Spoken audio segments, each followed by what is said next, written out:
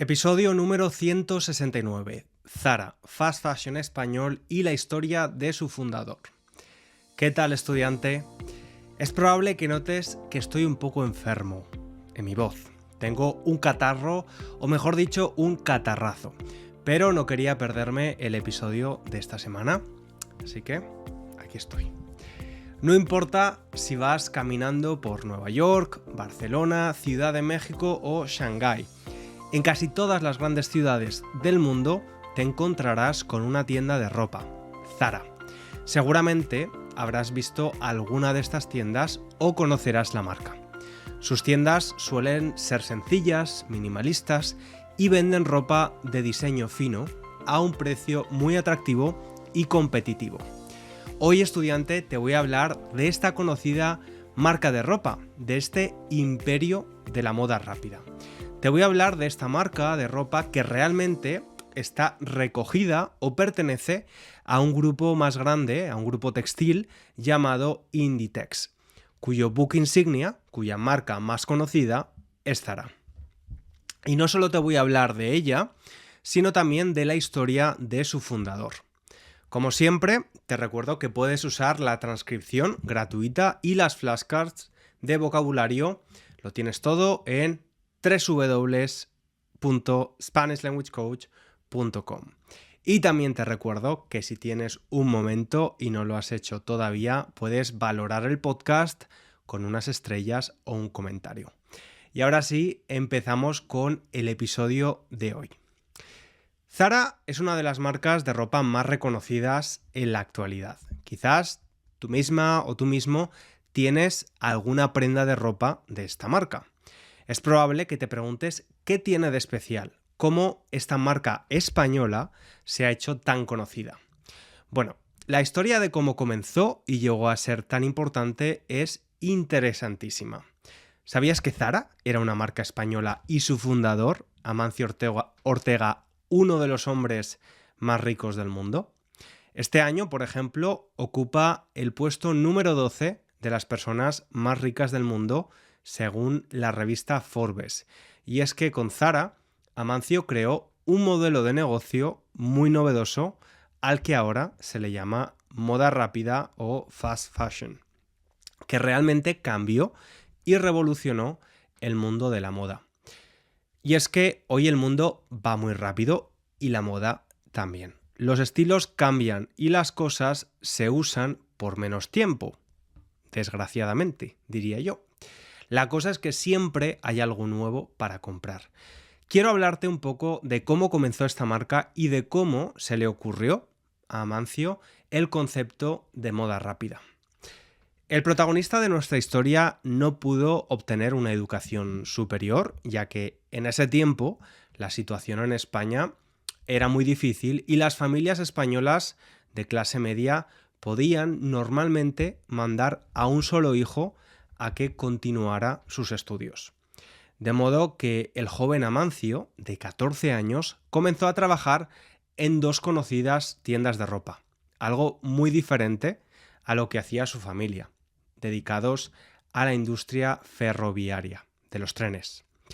Después de algún tiempo, creó su propia compañía llamada Confecciones Goa, dedicada, atención, a la fabricación de albornoces o batas de baño. Sabes que hay personas que en lugar de usar una toalla cuando salen de la ducha, pues utilizan un albornoz o una bata de baño. El negocio fue muy bien, así que decidió dejar de diseñar para otros y comenzar su propia marca de ropa. Su estrategia es la de ser no solo los vendedores, sino también los fabricantes y distribuidores. Esta es la génesis de lo que hoy conocemos como Zara. ¿Y por qué Zara? ¿Por qué este nombre? Pues bueno, en realidad fue una casualidad, porque a él le gustaba mucho una película llamada Zorba el Griego y quería ponerle Zorba a la tienda, pero ya había un bar con ese nombre. Además, el bar estaba muy cerca de su tienda, así que se inventó otro, Zara. Y así es como se abrió la primera tienda de Zara, en una calle en el centro de La Coruña, una ciudad del norte de España. Zara comenzó a ofrecer una variedad más amplia, más grande de prendas de vestir para hombres, mujeres y niños. El éxito fue inmediato, tanto así que en 6 meses abrió una segunda tienda. Vendían ropa a precios bajos, renovando continuamente la mercadería, es decir, ofreciendo diferentes modelos de ropa en poco tiempo. Dicho de manera simple, Zara cambió la moda haciendo las cosas más rápido. En lugar de sacar nuevas colecciones cada 3 meses, como otras tiendas, haciéndolo coincidir con las temporadas, primavera, verano, otoño e invierno, Zara cambió este modelo y en lugar de hacerlo cada 3 meses, había nuevas colecciones cada semana. Y esto hacía que hubiera muchas opciones para comprar y la gente compraba más rápido, por así decirlo. Zara fue el comienzo, como decíamos, de la moda rápida o el fast fashion. Más tarde puso en marcha otro modelo de mercado que se hizo muy popular. Y es que, además de diseñar y producir ropa rápidamente, Zara comenzó a presentar ropa muy similar a la de las marcas más caras, las marcas más exclusivas que se podían ver en las pasarelas de París o Nueva York. La pasarela es el lugar por el que una modelo o un modelo pasea mostrando el outfit o conjunto de ropa. Con esta idea no tardó en abrir más tiendas por toda España, ya que tenía mucho éxito poder ofrecer modelos similares al de los diseños más exclusivos, pero a un precio más bajo. Y 13 años después de la apertura de su primera tienda en España, abre la primera tienda fuera de España, una tienda en Portugal, en el país vecino. Y el éxito continuó también en otros países. Le siguieron Estados Unidos y Francia. También Zara llegó a Japón, Singapur, Rusia, Malasia, China, Marruecos, India, Sudáfrica, Australia y a casi toda Latinoamérica. Veamos que el éxito de Zara está en su modelo de negocio. En muchos sentidos fue innovador. Ofrecía ropa diferente de manera rápida, como ya te conté, pero también utilizó una estrategia de negocio llamada integración vertical. ¿Y qué es esto de la integración vertical? Que es una de las claves del éxito de Zara. Se trata de que una empresa decide hacer por sí misma algo que antes pagaba a otra para que lo hiciera.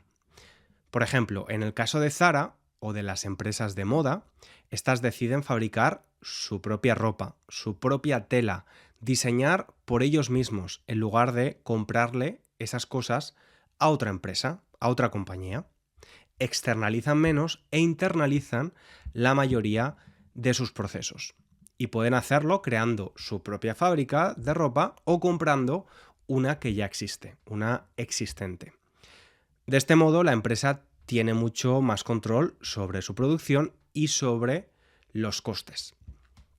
Y otro modelo de negocio que aplica Zara y que es muy importante para su éxito es el de producción de respuesta rápida. Te voy a poner un ejemplo de esto. Imagina que tienes una tienda de helados y quieres asegurarte de tener los sabores más populares. Los sabores pueden ser de vainilla, de chocolate, de dulce de leche, no sé, hay un montón. Bien, pero ¿qué pasa? Tú quieres tener los sabores más populares, pero no quieres hacer demasiados helados que luego tengas que tirar a la basura. No quieres desperdiciar el producto si no se vende, porque además el helado es algo que caduca, tiene fecha de caducidad. Entonces decides esperar hasta que lleguen los primeros clientes para saber cuáles son los sabores que más piden, antes de producir más helado de ese sabor. En la industria de la moda se hace algo parecido. En lugar de hacer un montón de ropa que podría no venderse nunca, las empresas esperan a ver qué le gusta a la gente antes de producir más de esos modelos. La información es muy importante en este proceso. Y si sabes lo que la gente está comprando rápidamente, puedes hacer más de eso y menos de lo que no se está vendiendo. Así que Como hemos dicho, Zara utiliza la integración vertical y la producción de respuesta rápida para mantener el control sobre el diseño, la fabricación y la distribución. Esto les permite ser muy ágiles y adaptarse mejor a lo que queremos comprar los clientes o los consumidores. Y ahora hablemos un poco del marketing, porque también es muy curiosa su estrategia de marketing. Quizás piensas que, puesto que es una empresa muy exitosa y tiene mucho dinero, tiene un presupuesto grande en marketing. Pero la verdad es que nada más lejos de la realidad. A diferencia de sus competidores, Zara no invierte tanto dinero en campañas publicitarias tradicionales. En su lugar, la marca se centra en crear una experiencia de compra única en sus tiendas físicas. Yo hacía mucho tiempo que no iba a un Zara y el otro día que estuve en Valencia acompañé a mi hermana a uno. Y es verdad que las tiendas actuales de Zara, y no sé si en otros países están haciendo la misma estrategia, pero son tiendas gigantes, muy espaciosas, muy minimalistas. Te da la sensación de estar en una tienda, si no de lujo, de casi de lujo, porque no hay montañas de ropa por todos lados, sino que hay mucho espacio, y es una experiencia de compra relativamente agradable. Y lo digo yo, que a mí no me gusta nada ir de compras, o al menos ir de compras a comprar ropa. Además, por el modelo de negocio y la estrategia que ya hemos comentado, siempre trae ropa nueva muy rápido, lo que hace que la gente quiera comprar ropa rápido para no perderse nada. O lo compras ahora o quizás mañana ya no esté. El fundador dijo en una entrevista que no repite la producción de los productos de Zara para evitar los uniformes, es decir, para que las personas que compran en Zara no estén vestidas todas iguales. Dice que si una prenda te gusta, tienes que comprarla casi en el acto o te arriesgas a quedarte sin ella. Lo que está claro es el impacto global de Zara en la industria de la moda. El éxito de esta marca española ha inspirado a otras marcas, a sus competidores, a usar estrategias similares a las de ellos y a unirse a esto de el fast fashion o la moda rápida. Por mencionar otras tiendas que abrazaron el mismo modelo, podemos mencionar a H&M o a la empresa china Shein. Aunque en el caso de la empresa china, más que fast fashion, sería ultra fast fashion. Y de eso podemos hablar otro día. Y por cierto, como curiosidad te diré que el término de moda rápida o fast fashion fue mencionado por primera vez justamente para hablar de Zara. El término se popularizó por primera vez en un artículo de The New York Times para describir la primera apertura de la tienda minorista Zara en Estados Unidos. Según Times, el objetivo de la marca era que en solo 15 días un diseño pudiera estar disponible para el consumidor. Y hablemos ahora un poco de la recepción de la marca alrededor del mundo.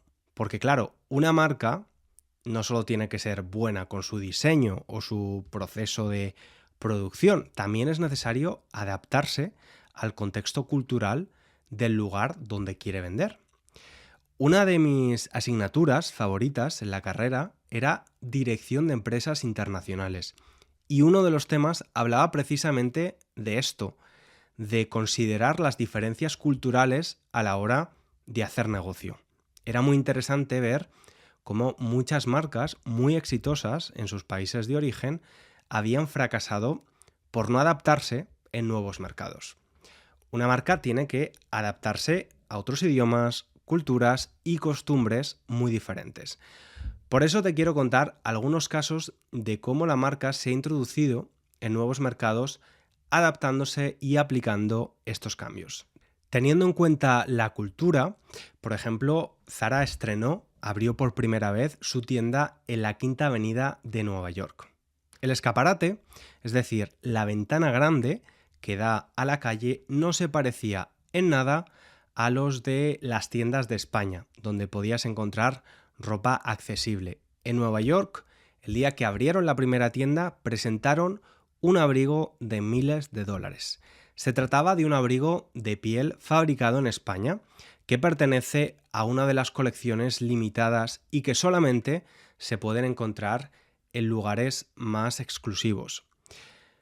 Pero hasta las grandes marcas y exitosas, como el caso de Zara, a veces se equivocan, meten la pata. Y esto es lo que le pasó a Zara en Malasia. Metió la pata. ¿Qué pasó? Pues ellos querían conectarse con la gente del país, pero cometieron un error al no entender completamente qué idioma preferían los consumidores. Porque aunque el malayo es el idioma oficial en Malasia, los jóvenes prefieren el inglés, ya que es más común en su vida diaria y en la cultura moderna. Zara intentó acercarse a las personas de Malasia al traducir todo el sitio web de Zara al malayo.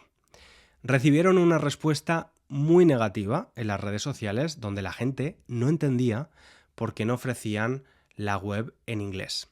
A partir de ese momento, Zara lo cambió y ahora la web está en malayo, pero también en inglés. Como ves, la evolución y el impacto de esta marca española es impresionante. Pero claro, no todo es de color de rosa y también es una marca que ha sido objeto de críticas. Como es una de las empresas más importantes de la industria de la moda, ha recibido mucha atención. Y como digo, algunas críticas. La mayoría de esas críticas son justamente debido a su modelo de fast fashion o moda rápida. Aunque la moda rápida es barata y puede parecer la mejor opción, las empresas de fast fashion producen una cantidad enorme de ropa y muchas veces esta ropa no dura mucho. Los materiales que se usan para hacer la ropa pueden no ser de muy buena calidad y pueden desgastarse rápidamente. Por ejemplo, algunas prendas solo duran entre 7 y 10 usos según earth.org. Es decir, se fabrica ropa que podríamos llamar desechable, como una taza de café desechable que compras en Starbucks. Y el problema es, ¿qué hacemos con esa ropa después, cuando ya no la queremos? Pues es que la mayoría de veces se tira a la basura. Además, otro problema es el proceso de fabricar tanta ropa. La industria de la moda es responsable del 10% de las emisiones mundiales anuales de carbono, según las estadísticas de un informe de marzo del programa de las Naciones Unidas. El informe también decía que la cantidad de ropa producida en la actualidad es 2 veces más que la que se producía antes del año 2000. Te repito, la cantidad de ropa producida en la actualidad es 2 veces más que la que se producía antes del año 2000. Y se calcula que las personas compran hoy un 60% más de ropa, pero solo la usan la mitad de tiempo. Esto me parece bastante preocupante, la verdad, el consumismo y el exceso de producción de esta industria, que efectivamente es bastante nociva o perjudicial para el medio ambiente.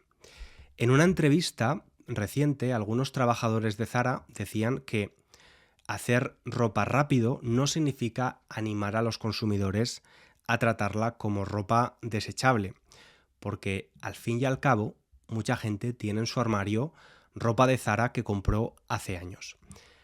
Pero la realidad es que toda su forma de hacer ropa está pensada para seguir las últimas tendencias y, como sabemos, la moda cambia muy rápido. Además, para mantener bajo el precio de producción, las prendas de ropa se fabrican a menudo con materiales como el poliéster, que es una fibra sintética y barata, pero que puede tardar aproximadamente 200 años en descomponerse.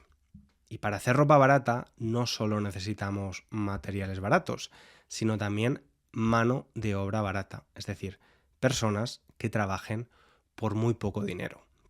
Según la Universidad George Washington, la industria de la moda rápida tiene aproximadamente 75 millones de empleados en fábricas de todo el mundo y solo el 2% de ellos con un salario digno.